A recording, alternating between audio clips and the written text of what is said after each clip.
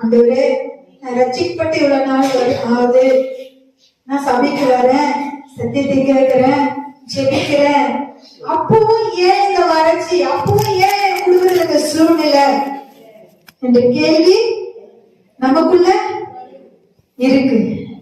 இந்த ஊற்று உங்களுக்குள்ள இருக்கும் பொழுது, பரிசுத்த ஆவியானவருடைய ஊற்று உங்களுக்குள்ள இருக்கும் பொழுது, இந்த வறட்சியான சூழ்நிலைகள், வறட்சியான நிலைமைகளை உங்களால மாற்ற முடியும். பேசுங்க. என்ன பண்றீங்க?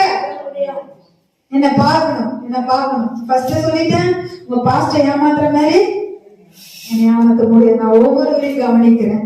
ஏன்னா பாரத்தோடு நான் வந்திருக்கிறேன். கர்த்தருடைய ஆவியர் அதை விட பாரமா அங்க வந்திருக்கிறாரு. மாறணும், மாற்றம் உண்டாகணும் என்ற அவங்களுடைய நிரப்பு. அதுக்குதான் இந்த ஊற்று பத்தி நான் பேசிட்டு இருக்கிறேன். இந்த ஊற்று, நீர் பாய்ச்சலான இந்த ஊற்று பத்தி உங்களோட பேசிட்டு இருக்கிறேன். பாரத்தோடு வந்திருக்கிறார். நீங்க தாகத்தோடு இருக்கும் போது கர்த்தர் உங்களை நிரப்புவா. ஆமென். அதனால இருக்கிற வறட்சியான சூழ்நிலைகளை பார்த்து ஒரு நாளா சோர்ந்து போக கூடாது. ஊற்று மாத்திரம் இருந்தா போதும். வறண்ட நிலையத்தை என்னால வயலையா மாற்ற முடியும். சொல்லுங்க, ஆண்டவரே ஊற்று மாத்திரம் போதும்பா.